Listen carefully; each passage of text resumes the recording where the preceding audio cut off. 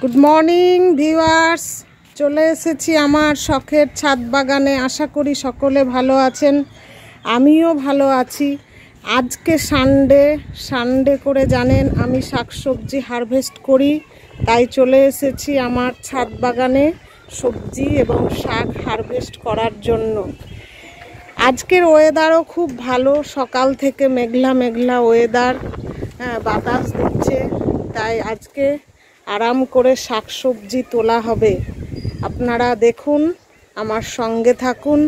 আশা করি ভিডিওটা আপনাদের ভালো লাগবে। যদি ভালো লেগে থাকে আমার চ্যানেলটিকে সাবস্ক্রাইব করবেন, এবং যারা অলরেডি আমার চ্যানেলে আছেন তারা আমার ভিডিওগুলিকে লাইক এবং শেয়ার করবেন। তাহলে আসুন শুরু করি আজকের আগস্ট মাসের থার্ড হারভেস্টিং। এই দেখুন বন্ধুরা, প্রথমে আমি আমার গাছের ঝিঙে তুলব। দেখুন আজকে কতগুলি ঝিঙে তুলব করে দেরি হয়ে গেল। ঝিঙেগুলো একটু মোটা হয়ে গেছে।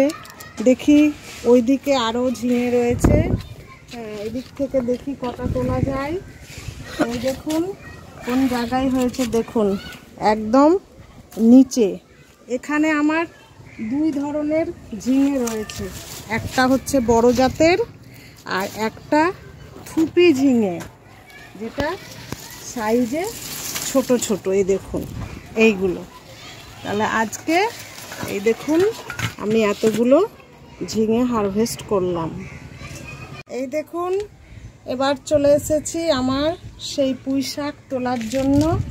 দেখুন প্রত্যেক সপ্তাহে না তুললে অনেক হয়ে যায় এবং বেশি মোটা হয়ে যায়, না তুললে পেকে যায় পাতাগুলো। তাই আজকে এই দেখুন আবার তুলতে চলে এসেছি আমার গাছের পুঁই শাক। আজকে যে পুঁই শাকটা তুলব সেটা আমার ছোট কাকিমাকে দিব, যে আমাকে এই পুঁই শাকের চারা আজ থেকে 3 বছর আগে দিয়েছিলেন। সেই চারা থেকে এতদিন ধরে আমি গাছ করে যাচ্ছি, তো ওনাকে না দিলে হয়। আজকে পুঁই শাকটা তার জন্যই আমি হারভেস্ট করছি। দেখুন দুটো ডালে কতগুলো পুঁই শাক হলো। এই দেখুন আমার সেই কচু গাছ। আজকে কচু পাতা তুলব, কারণ আজকে আমি ইলিশ মাছের মাথা দিয়ে এই কচু শাক রান্না করব। ইলিশ মাছের মাথা দিয়ে কচু শাক খেতে কিন্তু দারুণ লাগে। আমি এই রেসিপিটা যখন উত্তরবঙ্গে ছিলাম তখন আমি শিখেছি। তাই ইলিশ মাছ বাড়িতে আসলেই সবাই এই ইলিশ মাছের মাথা দিয়ে কচু শাক খায়। আজকে একটু বেশি তুলব, কারণ রান্না করে আশেপাশে যারা আছে তাদেরকে একটু দিতে হবে, ওই জন্য আজকে বেশি শাক তুলব। এই দেখুন 1 কিলো ভর্তি আমি কচু শাক তুললাম। গাছকে পুরো ফাঁকা করে দিয়েছি। এই দেখুন গাছগুলো দেখুন পুরো ফাঁকা, তাতে অসুবিধা নেই। আবার 1 সপ্তাহের মধ্যেই প্রচুর পাতা বেরিয়ে যাবে। এই দেখুন কচু গাছের ফুল দেখেছেন? যারা দেখেননি তারা দেখুন, এই হচ্ছে কচু ফুল। এই দেখুন কি সুন্দর ফুল ফুটবে, দেখতে সেই লাগে। এই দেখুন আমার ঢ্যাঁড়স গাছ, কটা ঢ্যাঁড়স আছে তুলে নিই। যদি না তুলি তা খাওয়া যাবে না, বেকার বেকার নষ্ট করে লাভ নেই। যে কটা পাওয়া যায়, কালকেও তুলেছি, পরশু তুলেছি, তার আগের দিনও তুলেছি, আজকেও তুলছি। প্রত্যেক দিনই ঢ্যাঁড়স তুলতে হয়। এই দেখুন থাক, আর এগুলো 2 দিন পরে ওঠানো যাবে। এই যে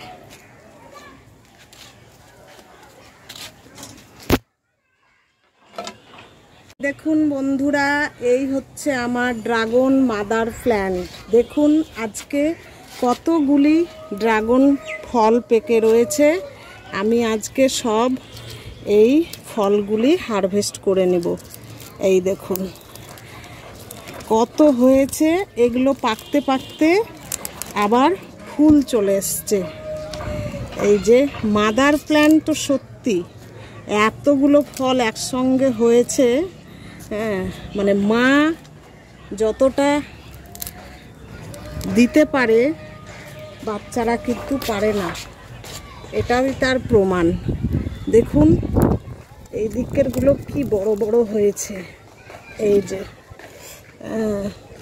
আর আমার গাছের ড্রাগন কিন্তু খেতে খুব সুস্বাদু, যাকেই আমি ডাল দিয়েছি সেই খেয়ে বলে দারুণ টেস্ট।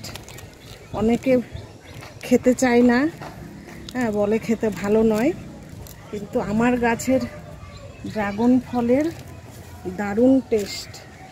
এইবার লাস্টেরটা যেটা রয়েছে, এই দেখুন একদম নিচে, এই যে এই দেখুন 4, 8 আর 1 9, আজকে টোটাল 9টা ড্রাগন ফল হারভেস্ট করলাম। এই দেখুন আজকে এই থালা ভর্তি ড্রাগন ফল আমি হারভেস্ট করলাম।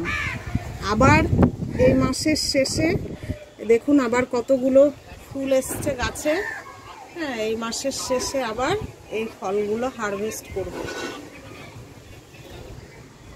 দেখুন বন্ধুরা আজকে তাহলে কি তুললাম, কচু শাক, পুঁই শাক, ঝিঙে, ভেন্ডি, সেই সাথে থালা ভর্তি ড্রাগন ফ্রুটস।